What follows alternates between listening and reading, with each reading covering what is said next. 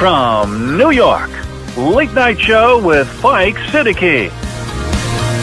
شالیمار حلال meat and groceries امریکہ کا سب سے بڑا اعلیٰ کوالٹی حلال meat chicken and groceries store. Coronavirus pandemic کی وجہ سے معاشی بحران اور مہنگائی کے طوفان میں جکڑے ہوئے صارفین کے لیے president Shalimar group of restaurants and king of sweets Seth Latif کی جانب سے زبردست رعایتی پیکج کا اعلان۔ Whole baby goat and lamb $6.99، beef with bone $3.99، beef قیمہ $5.99، ہول چکن $1.99، چکن قیمہ $1.99، zebra rice 40 pound $45، Shan masala 99 cents and much more. 100% satisfaction with money back guarantee by Sayyid Latif. Free home delivery by Go Meat website. Shalimar Halal Meat and Groceries, Island, New Jersey. Phone 732-283-7474.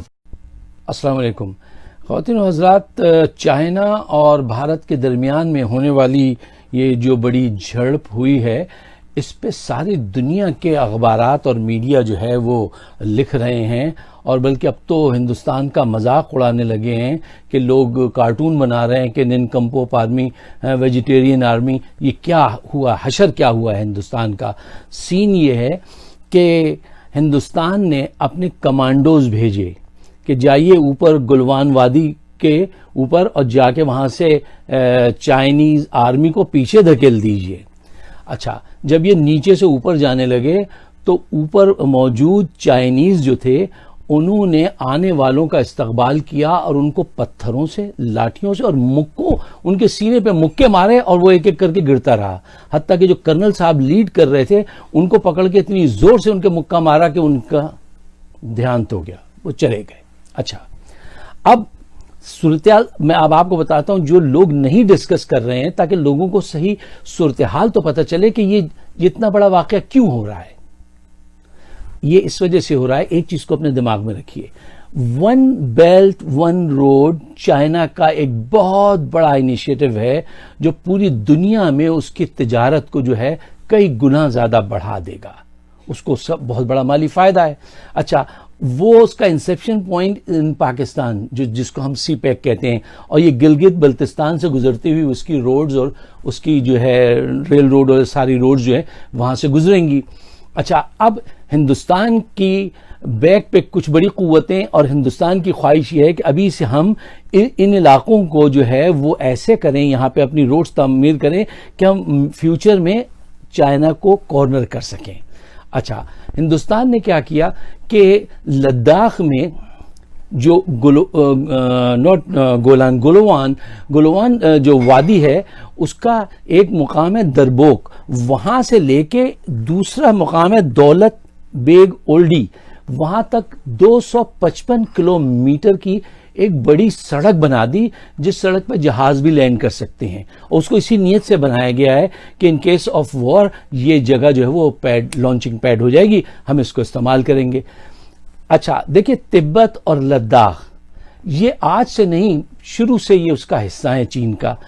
Ladakh کا 75% حصہ اگر آپ map جا کے دیکھیں left hand side پہ، وہ تو پورا کا پورا چائنا کے، اور اینڈ پہ یہ ٹیل جو ہے اس میں تھوڑی سی سرحدیں ملتی ہیں ہندوستان سے جا کر۔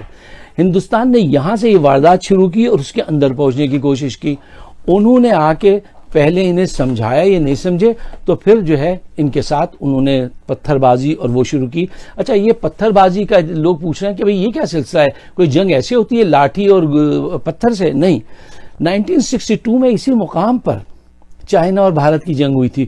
اس کے بعد دونوں نے یہ طے کیا تھا کہ بھئی اس صورت میں جب بھی یہ ڈسپیوٹ ایسا ہو تو ہم کوئی آتش گیر اسلحہ نہیں استعمال کریں گے، تو اس وجہ سے لاٹھی اور یہ چل رہی ہے، پتھر چل رہے ہیں۔ لیکن دیکھیے، حیرت کی بات یہ ہے کہ یہ کیسے کمانڈوز تھے۔ جب پریشر ڈیولپ ہوا پردھان منتری پہ کہ جناب آپ اتنے دن ہو گئے کوئی ایکشن لیں پاکستان کے خلاف، تو آپ فوراً ایکشن لینے کو کہتے ہیں، تو پردھان منتری کو بھی جوش آیا اور انہوں نے کہا اب ہم چائنا کو سبق سکھائیں گے، ٹھیک ہے نا، گھر میں گھس کے چائنیز کو ماریں گے۔ اچھا، انہوں نے کمانڈوز بھیجے، کمانڈوز جو تھے وہ کاغذ کے کمانڈو ثابت ہوئے، جس سے کیا ہوا ہے، پوری ہندوستان آرمی اور پوری ہندوستانی قوم کا جو موریل ہے وہ صفر ہو گیا ہے۔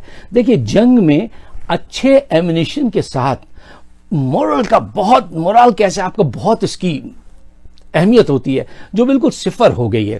اب یہ تو تھا ان کے ساتھ چائنا کا سلسلہ۔ اب اس بات پہ ذرا غور فرمائیے کہ پاکستان کہاں کھڑا ہے اور پاکستان کو کیا کرنا چاہیے.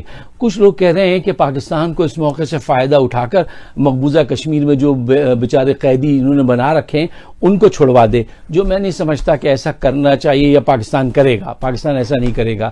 ہاں, پاکستان حمایت تو یقیناً چائنا کی کرے گا, کیونکہ وہ it's a long time ally to Pakistan, تو ان کی ہماری دوستی بہت زیادہ ان سے, اور یہ تو ہمیشہ دشمنی باندھ کے رکھتے ہیں. لیکن پھر بھی یہ نہیں کوشش کرنی چاہیے, اگر کچھ بہتری کر سکتا ہے تو کر دینا چاہیے. لیکن جس بات سے بہت چوکنا رہنا چاہیے وہ یہ ہے کہ اس وقت پوری دنیا میں جو جگ ہسائی ہو رہی ہے ہندوستان کو اس سے بچنے کے لیے اور اپنا امیج بہتر کرنے کے لیے اپنے مورال کو ایک جمپ سٹارٹ چاہیے. اس کے لیے ضروری ہے کہ وہ پاکستان پہ بہت بڑا کوئی ایسا حملہ کرے کہ جو ساری توجہ شفٹ کر دے, شفٹنگ دا پیراڈائم, یہ یہاں سے وہاں لے جائے. اس میں اگر ہندوستان پہل کرتا ہے تو پھر پاکستان کو فل فلیش جنگ لڑنی چاہیے اور مقبوضہ کشمیر کو بھی آزاد کرانا چاہیے, جو شروع سے ایک پاکستان اسٹریٹجی طے کی ہوئی ہے کہ the minute they come تو پھر ہو here you go, وہ والا حساب ہونا چاہیے. تو اس کے لیے پاکستان کو تیار رہنا چاہیے. لیکن یہ بات اب بھارت کو سمجھنی چاہیے کہ یہ کس قسم کی گورنمنٹ ہے. دیکھیے, تمام پڑوسیوں سے اس کی فورن پالیسی کیا ہے, کیا ڈپلومیسی کی تھی, کہہ رہے تھے پاکستان کو آئسولیٹ کریں گے. سارے پڑوسی تم سے ناراض. نیپال میں بھی ایک سرحد ہے, اتراکھنڈ ان کا ایک وہ ہے صوبہ, وہاں سے ایک سڑک گھسا دی اس کے اندر نیپال کے, اور وہ کہہ رہے ہیں بھائی ہماری سڑک ہے. ہر بات کو پردھان منتری کہتے ہیں اما کر لو, دیکھا جائے گا. دیکھا نہیں جائے گا, فوراً دیکھنا پڑتا ہے آج کل. بہرحال یہ سارے پنگے بازی انہوں نے کی ہوئی ہیں. سارے پڑوسی ناراض, ملک کے اندر کرونا اور مذہبی تعصب, تو یہ کوئی کامیاب حکومت نہیں ہے. یہ ہندوستان کی برباد کرنے والے لوگ ہیں. دعا کیجیے کہ اللہ تعالیٰ ان کو عقل اور فہم دے, اور یہ جو ہے اس انداز سے سوچیں کہ اگر ہندوستان جاپان کی پالیسی کو اختیار کر لے کہ ہم بزنس میں آگے بڑھیں گے, تو یہ بہت بڑی کامیابی حاصل کر سکتے ہیں. یہ جنگ جو وار فوکس جو ہوئے نا, یار آپ وار کرنے والے لوگ نہیں ہیں, آپ انہی سے وار کر سکتے ہیں جن کے پاس اسلحہ نہ ہو. جیسے آپ کے نہتے مسلمان ہیں ہندوستان میں بیچارے, اور 100 آدمی جا کے 10 آدمی جا کے ایک کو پکڑ لیں, وہی لڑ سکتے ہیں. آپ ان کے کمانڈو سے لڑیں گے پاکستان کے. 65 کی وار کے اندر ایک کمانڈو جو تھا, جب وہ بالکل نہتا ہو گیا تو اس نے ایک خندق میں جہاں ایک انڈین بیٹھا اپنے گولیاں برسا رہا تھا, وہ حملہ ہوا میں اچھلا, جا کے اس کی گردن کو پکڑا, اس کے منہ پہ اتنی زور سے اللہ اکبر کا نعرہ لگایا کہ اس کا دل بیٹھ گیا. وہ پاکستان کی وہ پروفیشنل آرمی ہے. آپ کی ذرا آرمی جو ہے وہ بہت ہی کمزور ہے. آپ لوگ ہیں نہیں لڑنے والے لوگ یار. آپ بزنس کیجئے, منافقت کیجئے, مکاری کیجئے, 5th جنریشن وار کیجئے, ٹھیک ہے نا. اس طرح سے تو آپ کو بیلنس کر سکتے ہیں. اگر آپ میدان جنگ میں جائیں گے تو میدان جنگ میں آج بھی اسلحے کے ساتھ بہت بڑا حوصلہ چاہیے. وہ حوصلہ آپ کے پاس نہ کل تھا, نہ آج ہے, نہ آنے والے کل میں ہوگا. یہ بچوں کو مروا رہے ہیں مودی جی وہاں بھیج کے. ان کو ایسا نہیں کرنا چاہیے, ہوش کے ناخن لینے چاہیے. یہ پاکستان کو آسان حریف پتہ ہے کس وجہ سے سمجھتے ہیں, کیونکہ ان کو بتا دیا گیا ہے کہ اگر ان کے پاس ایک جہاز ہے تو آپ کے پاس 4 جہاز ہیں, ان کے پاس ایک جوان ہے تو آپ کے پاس 4 جوان. یہ اعداد کی برتری کا دور نہیں ہے میرے عزیز. وہ دور تھا جب کہتے تھے ان کے پاس 400 ہاتھی اور 1000 گھوڑے ہیں, اتنی تلواریں ہیں اور اتنے 10 لاکھ لوگ ہیں, دوسرے کے پاس صرف جو ہے 2 لاکھ لوگ ہیں. یہ وہ دور نہیں ہے. اب تو پروفیشنلزم کا دور ہے بالکل. آج وار بھی بڑی انجینئرنگ سائنٹیفک وار ہے کہ کیسے آپ لڑیں گے. پاکستان گزشتہ 10 سال سے ان پہاڑوں میں جنگ کر رہا ہے, اور کیسے کیسے اس نے حریفوں کو وہاں ہرایا ہے. دنیا کے آج جس مقابلے میں بھی آپ چلے جائیں, وہاں پاکستان آرمی جو ہوتی ہے وہ پوری دنیا میں نمبر 1 آتی ہے ہر مقام پر. آپ ان کو آسان سمجھتے ہیں. آسان نہ سمجھیے, اور جو وقت آ گیا تو آپ کے لیے بڑی مشکل ہو جائے گی. اس خطے میں امن ہونا چاہیے. ہمیں چاہیے کہ ہم اس کو زیادہ بڑھاوا نہ دیں, اور اگر کچھ ہیلپ کر سکتے ہیں ہندوستان کی تو اس معاملے میں ضرور کر دینی چاہیے. آپ سب کا بہت بہت شکریہ. میری ویڈیوز موجود ہیں فائق صدیقی شو یوٹیوب پہ, اگر آپ سبسکرائب کریں تو بڑی عنایت ہوگی. شکریہ. خدا حافظ.